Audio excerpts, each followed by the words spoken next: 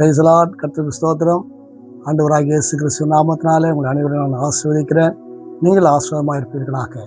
இந்த காலையில் வந்திருக்கிற உங்களை கர்த்தர் ஆசீர்வதிப்பாராக. அருமையான தேவ பிள்ளையே, ஆண்டவராகிய இயேசு கிறிஸ்துவனுடைய வேதம் நமக்கு தேவன் கொடுத்திருக்கிற ஒரு பெரிய சொத்து. அந்த வேதத்தில் மனுஷர்களை ஆண்டவராகிய தேவன் ஒரு மரத்துக்கு ஒப்பிட்டு பேசியிருக்கிறார். அது என்ன மரம் என்று நாம் பார்ப்போமா? வாசிப்போம்.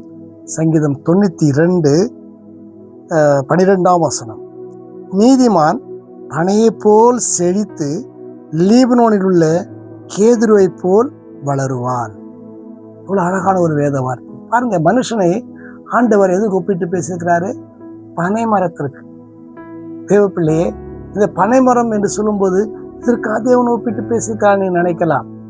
பனைமரம் எப்பொழுதுமே நீங்கள் பார்த்த அளவில் பார்த்தீங்கன்னா ஏதோ ஒரு சில மரத்தை தவிர எல்லா மரங்களும் ஒழுங்காக உயரமாக நேராக வளரக்கூடியவை பனைமரம். அப்ப நீதிமான் ஒழுக்கமுடையவனாக இருப்பான் என்பது அப்படி அர்த்தம். பாருங்க, நீதிமான் பனையை போல அவனை செய்வானா? செழிப்பானாம். செழிப்பு என்பது பாருங்க எப்படிப்பட்ட சமயத்தில் அவன் செழிப்பாப்பான்னு தெரியுமா? பனைமரம் எப்போது நமக்கு ஆசீர்வாதத்தை நமக்கு கொடுக்கும் தெரியுமா?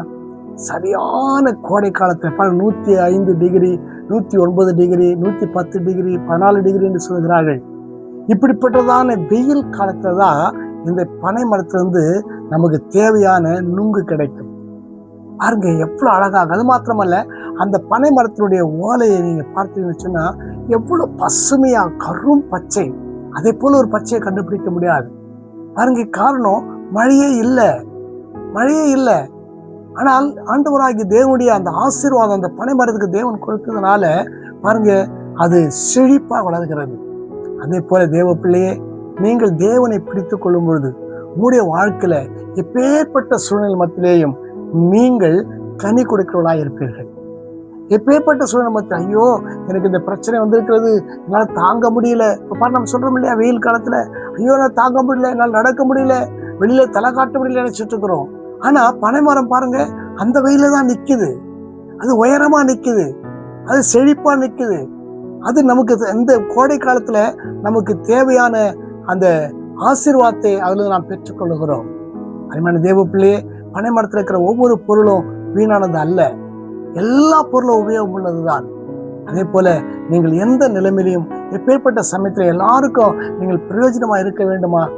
ஆனால் நீங்க ஆண்டவராகிய இயேசுவின் சமூகத்தில் நீங்க வாங்க. நீங்க வந்து நீதிமான்களாய் மாறுங்க. உங்களை கர்த்தர் பனையை போல செழிக்க வைப்பார். எத்தனை வறட்சி வந்தாலும், எத்தனை பஞ்சம் வந்தாலும், எத்தனை போராட்டம் வந்தாலும் உங்களை கர்த்தர் கைவிட மாட்டார். உங்களோடு கூட கர்த்தர் இருப்பார். உங்களை நேசிக்கிற தேவன் உங்களோடு கூட என்றைக்கும் அவர் காணப்படுகிற தேவனாய் இருக்கிறார். அவருடைய சமூகத்துல நீங்கள் ஒப்பு கொடுக்கும் போது உங்களை செழிப்பாக கர்த்தர் மாற்ற வல்லவராக இருக்கிறார். அந்த செழிப்பை பெற்றுக்கொள்ள இயேசுவிடத்தில் வருவீர்களா? நாம் ஜெபிப்போம். பரலோக பிதாவே, இயேசுவின் நாமத்தில் வருகிறோம். இந்த மகிமையான வேலைக்காக நன்றி செலுத்துகிறோம். ஆண்டவர் இயேசுவின் நாமத்திலே வருகிறோம். எங்கள் ஆண்டவராகிய தேவன் எவ்வளவு பெரியவரப்பா. ஆண்டவரே, இந்த கர்த்தாவை நீ படைத்த ஆண்டவரே ஸ்தோத்திரம். ஆண்டவரே ஸ்தோத்திரம். மரங்களில இந்த பனைமரம் எத்தனை அற்புதமாய் காணப்படுகிறாச்சா. அது கர்த்தாவை நிமிர்ந்து ஆண்டவரே ஸ்தோத்திரம் உயரமாக வளரக்கூடியதாக மாத்திரம் அல்லாதபடி இலை பச்சையாயும் ஆண்டவரே கனி கொடுக்கிற கோடை காலத்துல, ஆண்டவரே கனி கொடுக்கிற வெப்ப காலத்துல கனி கொடுக்கிற ஒரு மரமாக வைத்திருக்கிறது போல நாங்கள் உண்மை சார்ந்து கொள்ளும் போது எங்களை நீர் ஆசிரியக்க வல்லவராக ஆண்டவரே. யாருடைய பிள்ளைகளை நீர் அப்படிப்பட்ட நிலையில, வறட்சியில, பலவித போராட்டத்துல, பல கஷ்டத்தில் இருக்கிற பிள்ளைகளை நீர் ஆசீர்வதித்து செழிப்புள்ள பிள்ளைகளாய் மாற்றி அநேகருக்கு ஆசீர்வாத பிள்ளைகளாய் மாற்றி கொடுக்க முடியாது நான் செபிக்கிறேன். ஆளுகை செய்து ஆசீர்வதியும் இயேசு நாமத்தில் வேண்டிக் கொள்கிறேன் பிதாவே. ஆமென், ஆமென். God bless you. கர்த்தர் உங்களை ஆசீர்வதிப்பாராக. ஆமென்.